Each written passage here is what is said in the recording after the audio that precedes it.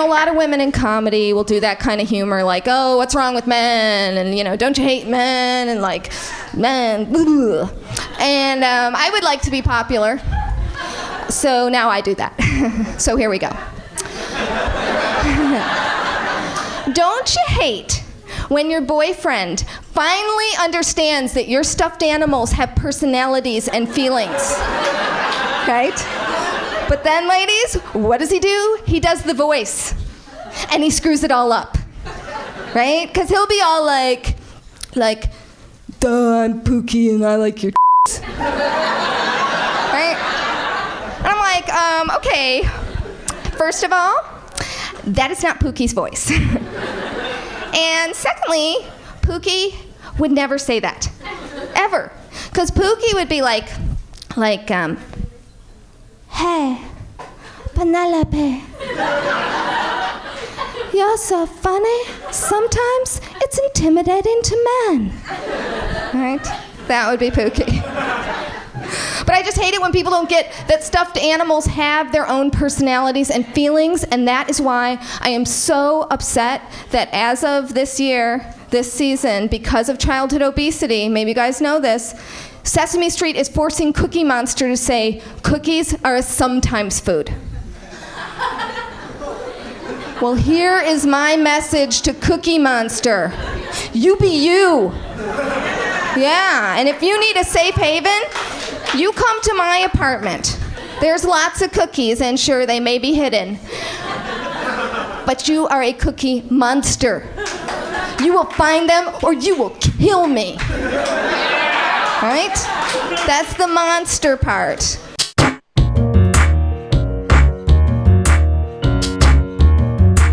Hey, you know how sometimes you Google someone for 5 hours?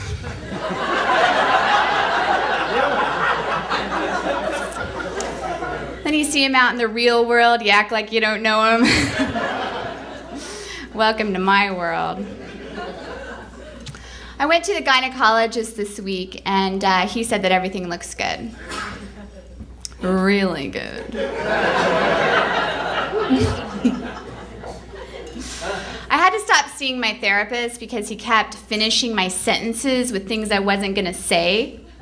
Like, I'd be like, I don't know, I'm just feeling, and he'd be like, suicidal. And I'd be like, no, like a nap.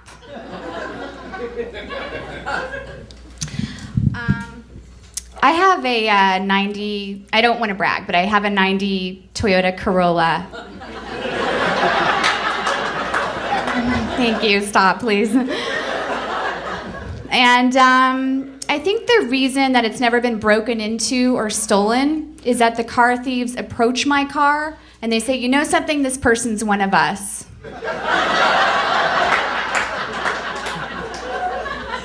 We're gonna back off this one. I would love to sell this car, but I wouldn't be able to tell someone that they should buy it. I mean, I might as well be saying, it's a great little car. Just to let you know, there is no engine. Neither of the doors or the windows work, so you do get to crawl in through the sunroof. It is an adventure. What else? There is one resident. He is a homeless man. His name is Terry. Pretty much keeps to himself. He likes to sit in the passenger seat. He's just like a dog. If you act scared, he will attack. Otherwise, it is smooth sailing. So, besides substitute teaching, my lucrative substitute teaching job, I have another job. I get paid to let medical students who are practicing gynecology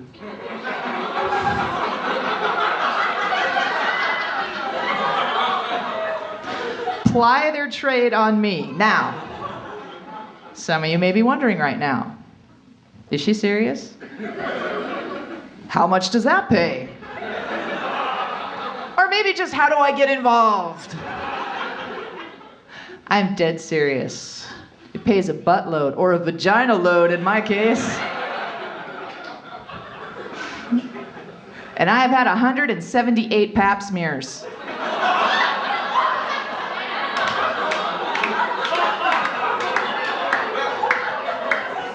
since last week.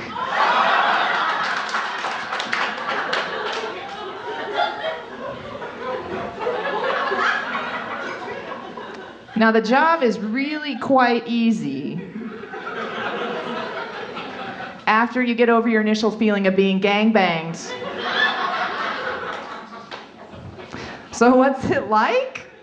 Let me paint you a picture. I'm lying on my back in a room, grateful I'm about to be intruded upon by a steel instrument rather than keeping 21st graders from choking on paste. And the room I'm in, it's surrounded with video cameras because they record the whole interaction so that the students can learn from the tape. Now, they tell me that tape is for the students' benefit, but I can't help but think that somewhere out there is a website for papsmearhose.com. And I'm on it. Which also means at some point I'm going to have to explain to any future children, Mommy was a medical university porn star. With over 354 films under her belt, literally under her belt. And she worked with both men and women. I gotta say, I do prefer the women. They just understand the anatomy better. 'Cause let's face it, these male medical students, they're nerds. They've had their noses in books, not in a vagina. Mine is probably one of the first they've ever seen. So as he comes stumbling towards me with a set of steel clamps with a crank on the side of it, dude, I just lie there like an old hooker and think about the money.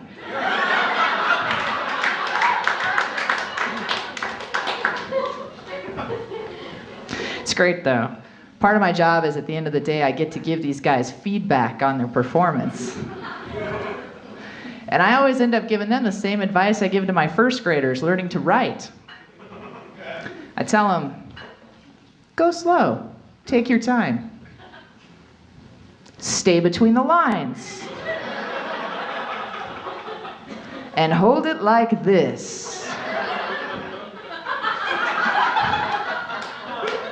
I'll give you the number after the show. You're ready.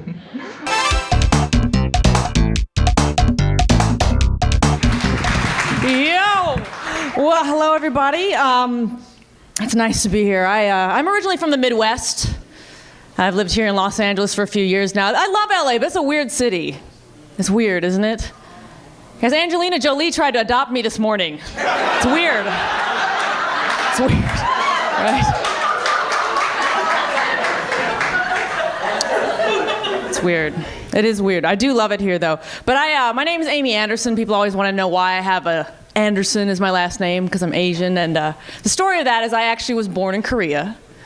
South Korea, good, happy, free Korea down here. Not the we're crazy, we're going to kill you, Korea up here.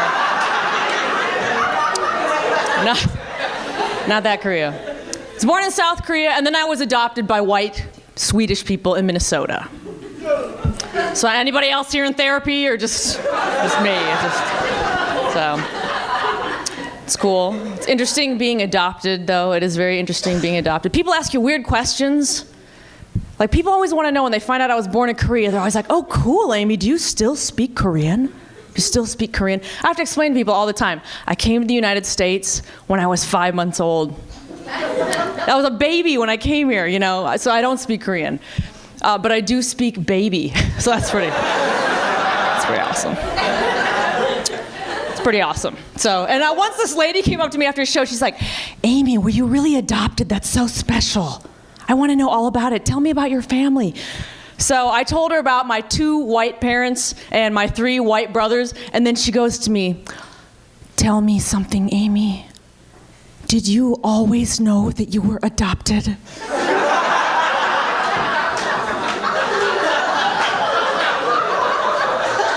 Yeah, I kind of figured that one out at some point. I was like, no, it's a family secret. And I just thought I had like crazy eyes and a great tan my whole life. Woohoo! Yeehaw! What kind of question is that? It's weird. It's weird being adopted. But I do love living here in California. Interesting thing about living in California, there are a lot of wealthy people here. I met and I'm now dating a millionaire. I'm dating a multimillionaire. People get very excited when you tell them that. It's kind of weird because strangers get excited for you. They get very excited, like, oh, you hit the jackpot, girl, you know? When my friends found out, they got excited, and my mom is excited. Visa is excited. Yeah, they just sent me a pre-approval letter yesterday saying, congratulations, Miss Anderson, we think he's the one. Good for you. We're raising your limits. But now that we're in a very serious relationship, actually, now that I'm in this serious relationship, I'm getting a little older, everybody wants me to have a baby. Everybody, I'm at that age where my friends are all having babies, and they all want me to have a baby. They're like, oh, Amy, when are you guys having a baby? You've got to have a baby. And they all say the same thing. They go, oh, it's such a joy. Having a baby, it's such a joy. And you guys, you know what? I don't really believe it's such a joy. I just can't believe it. Because here's the thing. You know what? Something that grows inside of you for 9 months, and then it comes ripping out of your favorite orifice, then it eats off your body. I don't think that's a joy. I think that's a parasite, isn't it? It's like the textbook definition of a parasite. And if you're gonna go for a parasite, why not try something that'll help you lose weight or something, you know, like a tapeworm or like... Tapeworm's not gonna come back to you 25 years later either and be like, oh, could you give me $200 to pay my car insurance? Because whatever. I don't know, this comedy thing's really not working out for me or whatever.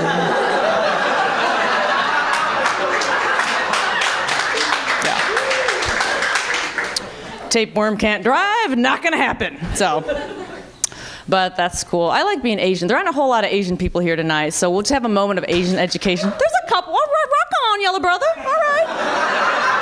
He's like, I'm over here. Well, the one guy, I'm right here. There's more. We're taking over, you guys. Here's the thing. You know what? The majority of us here are not Asian. Let's just put it that way. So we'll have a moment of Asian education. Did you know that, like Asians, we actually lack an enzyme in our biological makeup that absorbs alcohol? Yeah, a lot of people don't know that about Asians. Even a lot of Asians don't know that. What happens is we don't absorb and process alcohol the same way that everyone else does, and we get drunk really easily. So my point is, take us out. We're cheap dates, yes? Like, it's true. Why do you think there's so many of us? Like we are drunk. We make up like half of the world population right now. It's not a coincidence, all right? Like, that's why if you're ever over at Kim Jong-il's house, he's like, oh, I had to have the Zima, I'm crazy. Whoa. That's what, now you know. Explains a lot of erratic behavior. And here's another thing, you guys. Asian people, we can't tell the difference between other Asians. Stop asking us, right? Because like, people always like, Amy, is that guy over there, is he Japanese or Korean? Or you can tell, right? It's like, no, it looks all the same to us too, right? Like, you're not born with some secret decoder ring. It's not like that. Chinese people always think I'm Chinese, and I'm not, I'm Korean. I was in a Chinese takeout place, and the man behind the counter is like, hey, you, tell me where you from, where? You tell me now. You tell me where you're from. I want to know. You tell me where you're from, where? Yes, you tell me. I'm like, okay, dude, geez, you know. So I was just about to tell him that I was Korean. He goes, you Korean, aren't you? Yeah, because I can tell. I'm like, you can tell? And then he asked me if I knew this other Korean person. Yeah. It's like, do you know Jin Hee Cha? I'm like, no, dude, we don't all know each other. You should know that. You're Chinese. Stop messing it up for everybody. Yeah. And you guys, I can't wear black pants and a white shirt into a Chinese restaurant or people try to order from me. Yeah. Get up to use the bathroom, there's always some ladies like, excuse me, but we never got our egg rolls, miss. And you're like, do I look Chinese to you, lady? Like, and then I realized, yes, I do, I'm sorry. Let me just go get those egg rolls for you. And I just go and get the egg rolls. It's just easier that way, you know what I mean? So, but yeah. Weird stereotypes about Asians. And I'm not trying to stereotype Southerners, but every time I go to the South, I have a weird racial incident Weird. I was in a pet store down south, killing time at a shopping mall, and there are all these little cute puppies behind glass in those cages, right? And a little lady comes in, little white lady and her little 6-year-old granddaughter, and they're looking at the puppies. Look at those puppies, honey. Ain't they cute? They're cute, Grandma. I like the puppies. That's a brown puppy. That is a brown puppy. I like it. And then we get to the next puppy.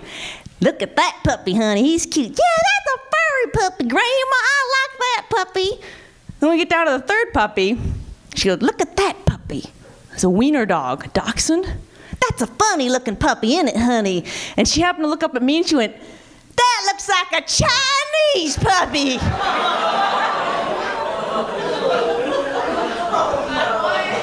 So I punched the little girl in the face. I just punched her in the face. Blam, blam, bammo. Kids gotta learn somehow, you know? If I gotta be the one, I'll do it. A lot of negative stereotypes about Asians, you guys. Don't believe them. It's tired. It's old, you know? Guys, I've never eaten a dog. I don't own a liquor store. I've never given a manicure. I'm an excellent driver. I don't have the bird flu. You know? You guys, I failed math in high school, okay? So just don't believe the stereotypes. They are not true. Although I will admit, I do have a tiny penis. That one is true. That one is true. Okay, for those of you with a really confused look on your face right now, I don't really have a penis. That was a joke. You can relax. It's all vag. It is sideways, but it's all vag, people, all right? So, all right, you guys, that's it for me. Thanks. I'm Amy Anderson.